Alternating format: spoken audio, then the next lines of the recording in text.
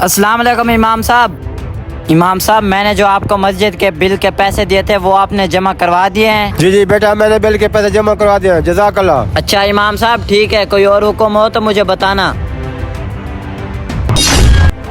मेरी जेब कहाँ गई? खैर तो है भाई साहब, इतना शोर क्यों मचा रहे हो? भाई साहब, मस्जिद में मेरी किसी ने जेब काट ली। अस्तगफिरुल्लाह, मस्जिद में कौन चोर आ गया? बेटा मस्जिद में कोई चोर नहीं, आप बाहर से जेब कटवा के आए हैं। इमाम साहब, मेरी जेब बाहर से नहीं कटी। नमाज के दौरान मुझे महसूस हो रहा था जैसे कोई मेरी जेब काट रहा है, इसलिए तो मैंने नमाज के बाद चेक किया। बेटा वैसे आपकी जेब में क्या क्या था? इमाम साहब, मेरी जेब में बटवा, उसमें बैंक के कार्ड और काफी सारे पैसे थे। बेटा परेशान ना हो, आपको अगर लगता है मस्जिद में चोरी है तो आपको सामान मिल जाएगा। इमाम साहब, लेकिन मेरा सामान कब मिलेगा? बेटा अगली नमाज में आना, मैं आपको सामान ढूंढ के दे दूंगा।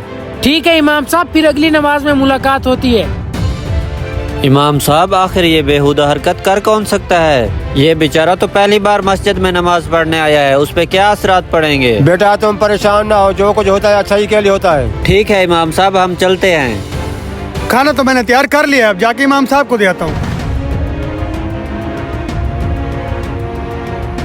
अस्सलाम वालेकुम इमाम साहब। इमाम साहब, मैंने अपने भाई को इस मस्जिद में जबरदस्ती नमाज पढ़ने के लिए भेजा था, क्या बना? बेटा परेशान ना हो, समझो आपका काम हो गया। चले आप इसी खुशी में खाना खाएं, मुझे इजाजत दे, मैं चलता हूँ। अस्सलाम वालेकुम।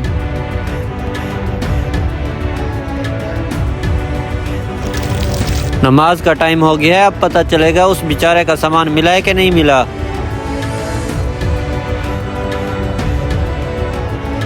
जी इमाम साहब, सुनाए मेरे सामान का क्या बना? नहीं बेटा, आपका सामान नहीं मिला। कुछ लोगों से पूछा है, कुछ लोग बाकी हैं। अगली नमाज में आएगा, आपको सामान मिल जाएगा। क्या अभी तक नहीं मिला? इमाम साहब थोड़ा जल्दी करें, पैसे मेरे काम आते हैं। हाँ हाँ बेटा, परेशान ना हो, मैं कोशिश करता हूँ। ठीक है इमाम साहब, फिर अगली नमाज में मुलाकात होती है।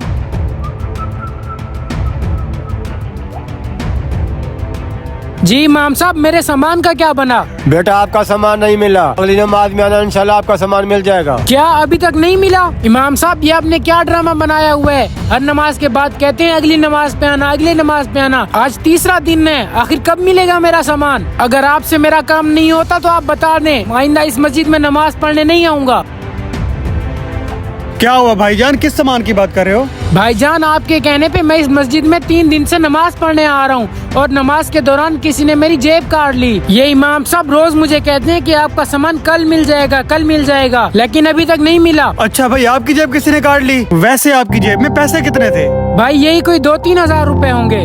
वाह बेटा, 2-3 हजार के लिए मस्जिद में आ रहा है, लेकिन उस रब के लिए कभी आया है जो बेहिसाब आपको रिज़्क दे रहा है। बेटा मैंने आपको सबक सिखाने के लिए आपका सामान चोरी किया है।